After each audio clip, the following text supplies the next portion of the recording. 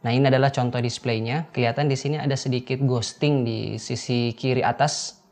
Kemudian ada beberapa bayangan juga di tengah-tengah nih. Contoh kalau saya misalnya membuka sebuah aplikasi, ini akan sangat sulit untuk membaca. Ini dia jadi sepertinya white out semua.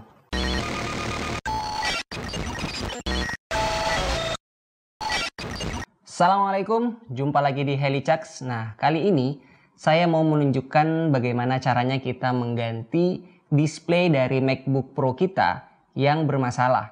Contoh misalnya seperti MacBook saya kali ini, tipenya adalah MacBook Pro 13 inci tahun early 2015. Nah, ini adalah contoh displaynya. Kelihatan di sini ada sedikit ghosting di sisi kiri atas. Kemudian ada beberapa bayangan juga di tengah-tengah nih. Contoh kalau saya misalnya membuka sebuah aplikasi, kita buka Numbers misalnya. Ini akan sangat sulit untuk membaca. Ini dia jadi sepertinya white out semua. Karena dia sudah bermasalah, langsung saja kita akan mengganti dengan display yang baru seperti ini. Nah, pengganti ini tipenya sudah fully assembled, jadi sudah siap dengan kabel-kabelnya, LCD-nya, dan tentu saja dengan metal parts bagian depannya. Oke, langsung saja kita mulai mengganti display MacBook ini. Pertama kita siapkan dulu tools yang kita butuhkan. Yang pertama obeng P5 Pentalob seperti ini. Yang kedua obeng T5, nah seperti ini.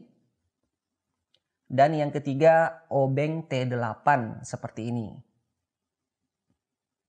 Saya juga merekomendasikan teman-teman untuk punya magnet ya, supaya baut-baut yang kita lepas nanti itu tidak berhamburan, apalagi sampai hilang. Kemudian opening pick dari plastik, tweezer, dan spudger. Oke, langsung ke MacBook. Di bagian belakangnya kita lihat ada 10 buah baut yang akan kita buka dengan obeng P5 Pentalob. Harap diperhatikan, 2 baut yang atas tuh sedikit lebih pendek dari 8 baut yang lain. Jadi pastikan saat pemasangan nanti tidak sampai tertukar. Berikutnya di bagian dalam kita akan melepas 3 jenis konektor. Yang pertama koneksi kabel kamera. Yang kedua kabel AirPort. Di sini ada 3 kabel antena ya yang terhubung dengan board AirPort. Dan yang terakhir kabel monitor atau kabel displaynya. Kita mulai dengan melepas karet fan seperti ini. Jadi tinggal diangkat saja. Lanjut dengan melepas kabel kamera menggunakan spudger. Setelah konektornya lepas, kabelnya kita angkat pelan-pelan karena kabel ini sebenarnya melengket pada fan dengan perekat, ada perekatnya.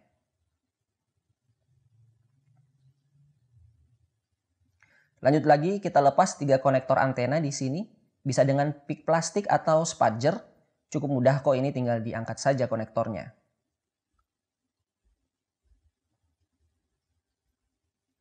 Berikutnya kita menuju ke kabel terakhir yaitu kabel display. Kalau kita perhatikan di konektor ini ada semacam plastik yang bisa kita pegang.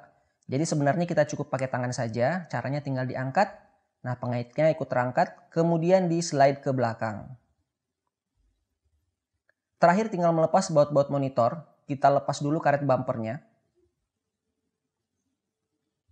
Di sebelah kanan atas ini ada 4 baut dan di kiri atas juga ada 4 baut. Nah, pertama kita lepas dulu 3 baut besar menggunakan obeng T8. Pastikan baut-baut yang kita cabut ini jangan sampai ada yang hilang ya. Makanya tadi saya sarankan punya magnet untuk tempat ngumpulin baut-bautnya.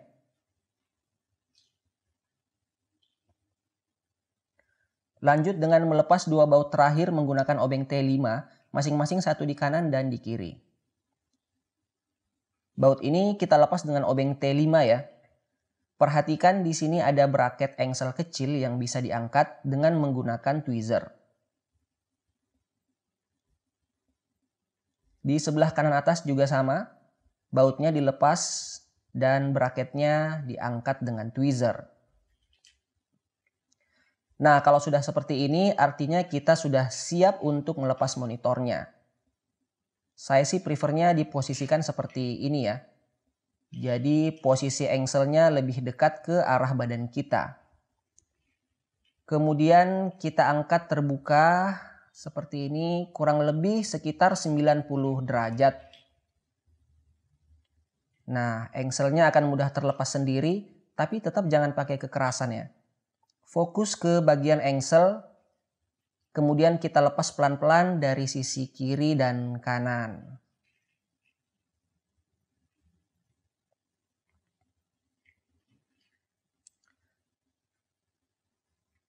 Nah, kalau sudah terlepas seperti ini, selanjutnya kita bisa memasang monitor yang baru.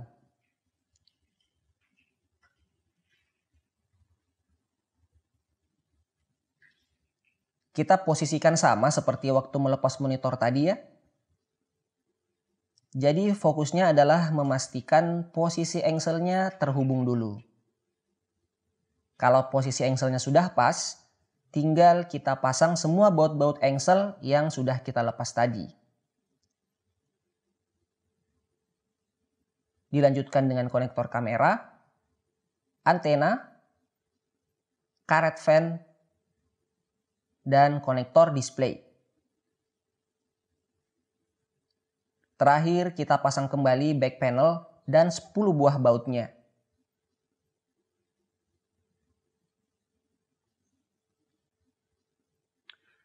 Oke, sekarang kita akan melihat hasilnya. Apakah LCD ini sudah kembali normal, dan mungkin saya juga akan mencoba melihat kameranya.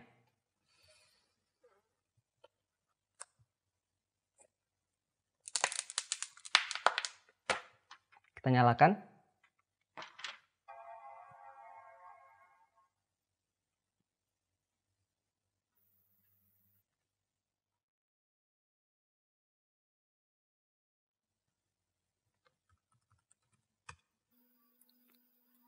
Oke, displaynya LCD-nya kelihatan normal. Langsung aja kita coba dengan kamera.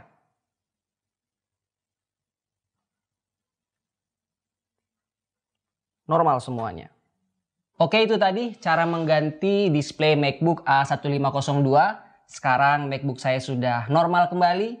Terima kasih sudah menonton. Sampai ketemu pada video berikutnya. Wassalam.